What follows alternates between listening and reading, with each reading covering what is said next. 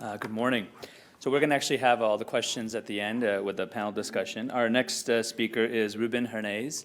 He hails to us from Spain originally, then came over to Hopkins where he got his MPH and his PhD in epidemiology, and then came over to Baylor where he did further clinical training and now functions as a transplant hepatologist at the VA system at the Michael DeBakey VA in Houston, which is the largest VA center in the country and the only center, I understand, that's transplanting our veterans. So without further ado, Dr. Ruben Hernaez will speak to us about the global risk factors for cholangiocarcinoma.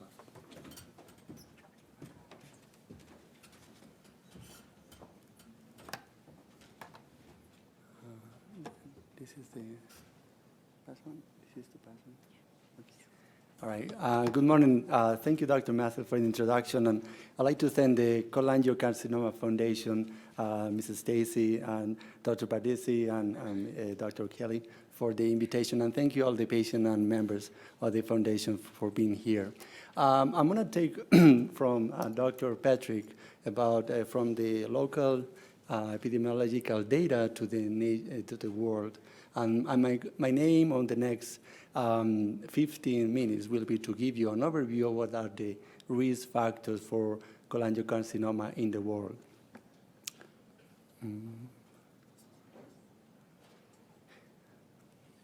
So the outline will be to show you what are the trends, and I will I will not discuss the coding, diagnosis, and problems.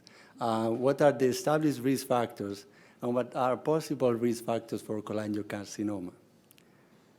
Patel in 2002, what he did was using the World Health Organization database, he was able to study the cause for intra-biliary tract tumors and extra-biliary tract tumors. This is a graph that shows on the y-axis the mortality rate that has been adjusted for the World Health Organization, World Standard Population 1970, and then you'll see in white males and you see in black females. As you can see across the world in America, Oceania, Europe, and Asia, there is an increase of intra-biliary tract tumors per year. Disclaimer for this paper is that Thailand is not included here, so that's one of the reasons you don't see Asia on top of this graph. For extrahepatic biliary tumors, what you can see is a decrease actually consistently in both in men, except for a few countries, but overall, worldwide, there is a decrease in the extrahepatic biliary tumors. Moving forward, about 10 years later, then Dr. Bertuccio did the same analysis, looking a more updated version from close to 2010, 1999 to 2010, and you can see exactly the same trend, meaning intrahepatic cholangiocarcinoma incidence and mortality are increasing in the European Union, in the USA, in Japan, and Australia. And you see exactly the same for extrahepatic cholangiocarcinoma. He didn't do the graph, but I can tell you right there, you see there is up to 70% reduction in the mortality rate in Australia, for instance, and similarly in the European Union, United States, and Japan. So the following is a map that the authors came, and then let me orient you here. Green, and I read that for you, means for these authors rare cancer, which means 6 cancers or less per 100,000 patients a year. In red, this is what they call non-rare cancers, meaning that more than 6 cancers per 100,000 patients a year. Canada, the US, Europe, Australia, Japan are in the rare and rare cancers category. And if you see in red, you see some parts of China, Thailand, Vietnam, Korea are in the highest end. And actually, in the US, we can say about 1.6 cancers more or less per 100,000 patients a year. In Thailand, in the Northeast, it's about 113 cases per year, very high incidence. So about 3% of gastrointestinal tumors are cholangiocarcinoma. We know that 10 to 25% worldwide of primary liver cancer are cholangiocarcinoma. We know, well, that's what we think, intrahepatic cholangiocarcinoma are increasing compared to a decrease in the extrahepatic cholangiocarcinoma. And in the USA, we see an increase, as Dr. Petty was saying, maybe a stable, a slow decrease of extrahepatic cholangiocarcinoma. And this, our country is low incidence, 1.6% per 100 patients years. Now, what are the established risk factors? And we always want to know why. Why do we have this disease? The truth is that most of us, most of the people likely in the Western world will not have any identifiable risk factors. And these are the ones, and the list is not exhaustive, of the most known risk factors for cholangiocarcinoma. Then I have been practicing this for quite a week, and I will say it. Parasitic infections, Opistorchis and Chlornorchis are the two parasites that has been associated with cholangiocarcinoma. What are they? So they are nasty bugs, and they are basically like a worm that the human, as you see there, poops into some sort of water. Then the eggs go to the snails. The snails then release this kind of snake, and the snake goes into the fish. And the fish, guess what? We eat the fish. If this is crude or undercooked, then we eat the larvae. And then the problem with that is that the egg cyst goes into the duodenum by the biliary tree, goes up to the biliary tree, and lives there forever. So it's a trematode, it's a worm that will be living in the liver for 10 years. And the mechanism for you all to understand is that it's an inflammation. The trematode likes to eat the bile cells, likes to be there and do the scratching, and basically this is how it's supposed to get cholangiocarcinoma. This is a graph that shows the prevalence of Opistorchis in Thailand and Vietnam. And then if you look at red means that the prevalence of this parasite infection is more than 30% on some of these areas. This is endemic on that area. And as you see at the left, you see a graph at the bottom, you see Thailand North. Most of the liver cancers are cholangiocarcinoma. Why? Because the infection with this parasite. Chlornorchis is a little bit more broad and goes not only, you see in green over there, Thailand, but also goes to Vietnam, China, and actually even Russia. Overall, what you need to know is probably this is an underestimation, but we are talking about 60 million people infected, or if not more, with this condition. The area is between Thailand, Laos, China, Vietnam, and the risk estimate is about 4 to 5 or 2 to 3, depending on the parasite. But the key concept here is the attributable risk. In other words, if a patient has cholangiocarcinoma in these areas, up to 90% will be due to this parasite, or 30%, which is a lot. Now, let's pause for a moment. Threat, we feel threat when things are immediate to us, like here, if there is something here, we will feel a threat. Are we threatened by these parasites? Well, some of you might not say, no, I don't feel it, but I do. I am working for veterans, and to me, this is an important threat. Why is that? If you know, some of our veterans went to Vietnam, and then they were exposed to dioxin, but also here the Cholangiocarcinoma Foundation clearly states what is consistent with the VA website. There is a risk of infection of liver flukes, therefore a risk of cholangiocarcinoma.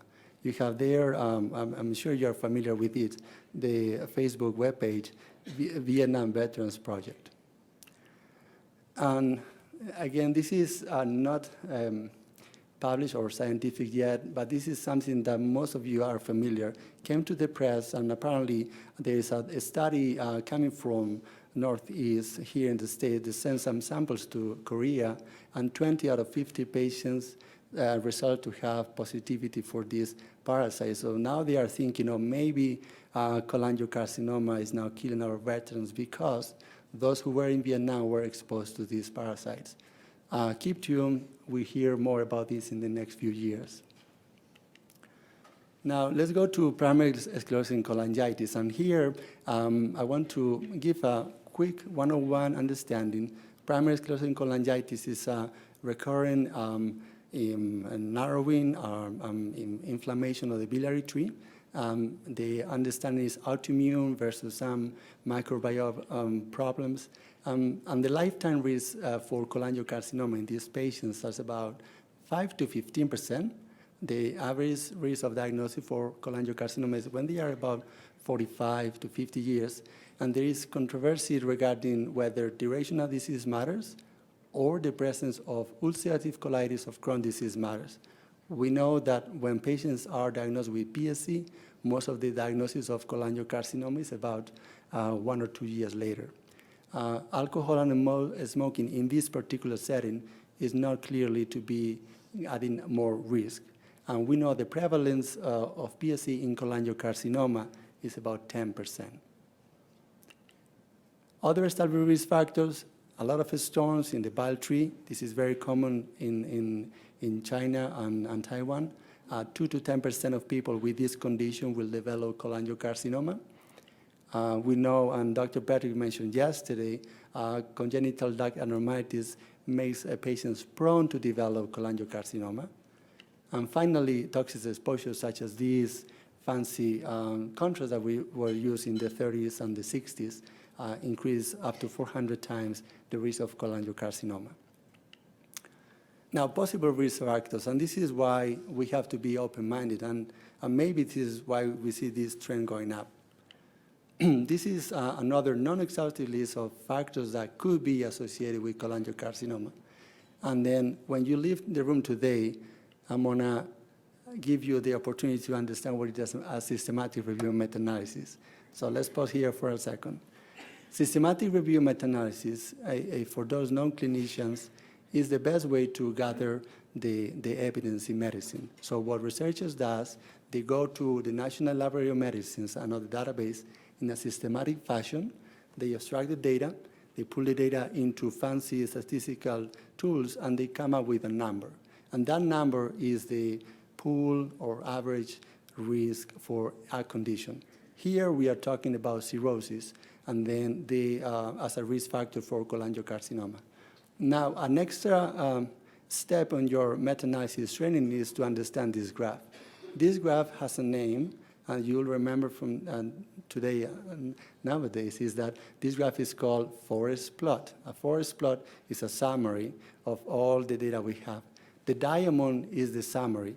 And then here, what you need to know is that if the diamond touches 1, that means that it's non-significant. That means there's no association, it's chance. If it doesn't touch 1, then this is statistically significant. That is cirrhosis a risk factor for cholangiocarcinoma? The answer is yes. And you can see there a 22% odds ratio increase of cirrhosis for cholangiocarcinoma. The same thing, and now that you're experts in meta-analysis, you can see that for hepatitis B, hepatitis C, alcohol, obesity, diabetes, does the diamond touches 1? No. So that means that these are probably risk factors for cholangiocarcinoma. Smoking, I tell you from here, it does touch 1, and these authors didn't show any association. But, and this is kind of the summary of the effect. So 1.3, 1.6, 1.9 risk of having smoking, obesity, and diabetes in patients with cholangiocarcinoma compared to those without these risk factors. Hepatitis C, B, and alcohol are even greater risk factors for cholangiocarcinoma. And as far as smoking, well, smoking is bad, and it's bad for everything. So yes, now in 2017, there was just published paper that actually that non-significant, there was 30%, now is now significant to 33%. So we should say, do not smoke. Another possible risk factor, so is a summary that you have to understand that cirrhosis is a consistent risk factor in areas where hepatitis C is endemic, like in the Western, is a possible risk factor. For hepatitis B, in areas that are endemic, such as Asian countries, is a possible risk factor. Diabetes, alcohol consumption, obesity, and smoking are all risk factors. So I now hope that you concur with me that cholangiocarcinoma It's the second most common liver cancer.